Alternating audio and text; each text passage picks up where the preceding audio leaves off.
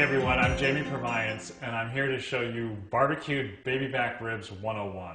This is a classic recipe, and it's really for all of you folks who are on the fence. You really want to do ribs on your grill, but you may not have tried it yet because you think it might be a little bit difficult. It's really not. It involves a little bit of time and putting things together in the right order, but it's very, very simple actually. So let me show you the basics. And I like to think of this in terms of 5 essentials, okay?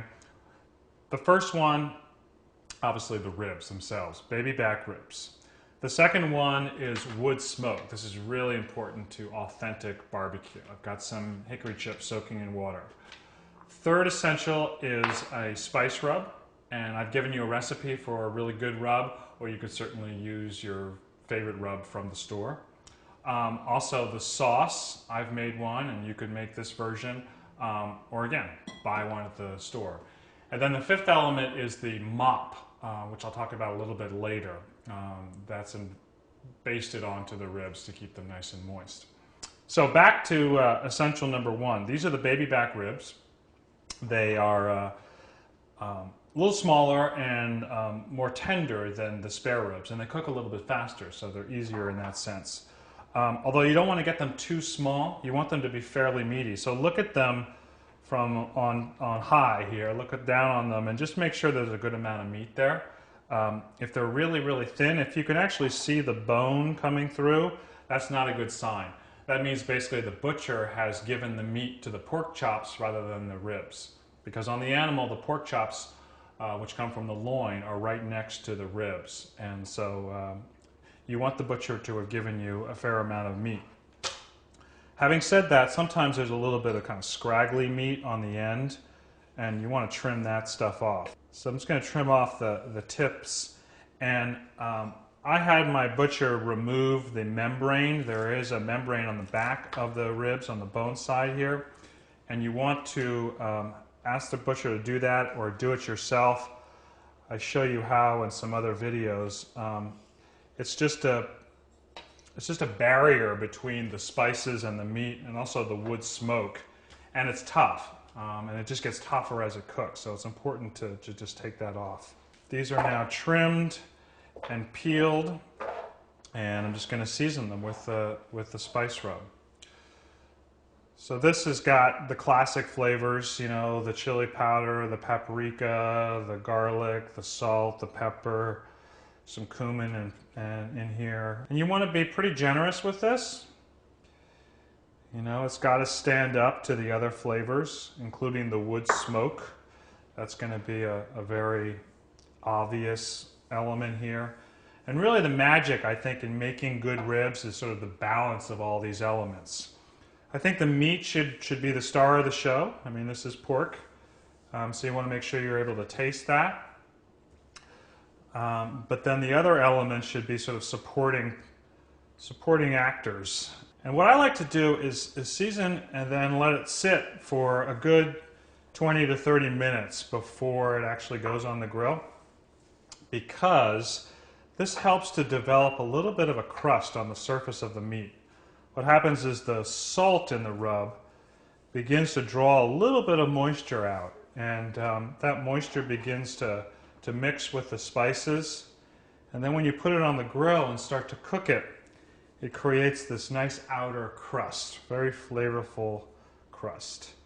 So just leave it out until the surface looks a little moist, a little tacky on the surface, and that's going to be your indication that it's time to go to the grill. Now today I'm using a rib rack, which is a really great device for a few reasons. Number 1, I can get more ribs cooking at the same time.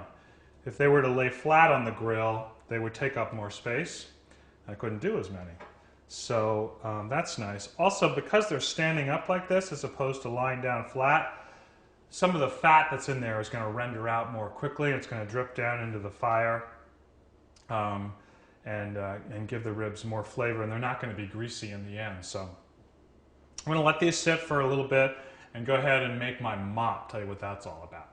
Okay, so the mop is essentially just a flavorful liquid that you use to baste the ribs, periodically so that they stay moist and get a little bit more delicious. So in this case, I'm using some apple juice and a little bit of apple cider vinegar. And I'm going to use a little bit of the barbecue sauce that I made for putting on the ribs toward the end. So all these flavors are kind of combining. Here's that sauce, a couple tablespoons of that. And then just to really improve the odds of things tasting fabulous, I'm going to add a little bit of butter. And I'm just going to bring that to a simmer and let it cook for a few minutes until everything combines nicely.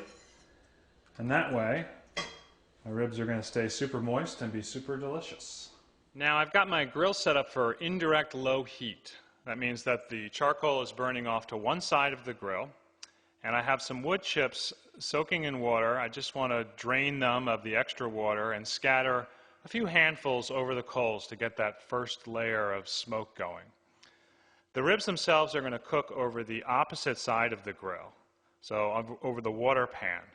And they're going to cook that way very gently for a few hours. This is really the key to making them tender. So let them go for the first hour with that wonderful aromatic smoke getting into the meat. Of course, during that time, the temperature is bound to drop. So after about an hour, you're going to add probably 8 to 10 briquettes just to maintain the temperature. Ideal temperature is about 250 to 300 degrees. At that time, it's a good idea to now add a little bit more wood to the fire, and you might also want to start basting or mopping the ribs, particularly if there are any areas of the ribs that are looking a little dry, if they're cooking a little faster than other parts. This is going to protect them and keep them really juicy and sweet and delicious. Let them go another hour or so, feed the fire as necessary, give it a little bit more of a mop. After about 3 hours, you're going to notice that they're quite dark. The meat will have shrunk back from the ends of the bones a little bit. And if you pick up a slab and bend it backward, you'll notice that the meat along the bone just begins to fall apart. It just tears very, very easily. So that's a good sign that you've got super tender ribs. And you can eat them now. They'd be fabulous. They'd be referred to as dry ribs. Not meaning that they're actually dry, but just meaning they don't have sauce on top. Or you could go ahead and add some sauce as that final layer of flavor. I like a little sauce, not too much. I think that sometimes people overdo it and they get this big gloppy mess on there and kind of overwhelm the ribs. But a thin layer, a kind of glaze, works really, really nicely to finish the ribs. And now you've got this sort of harmonious effect of the spices, the wood, of course the meat itself, you've got the mop, and you've got this nice glaze on top. And this, my friends, is one of America's great contributions to the world of food. Beautiful barbecued ribs. Get out there and smoke some of your own.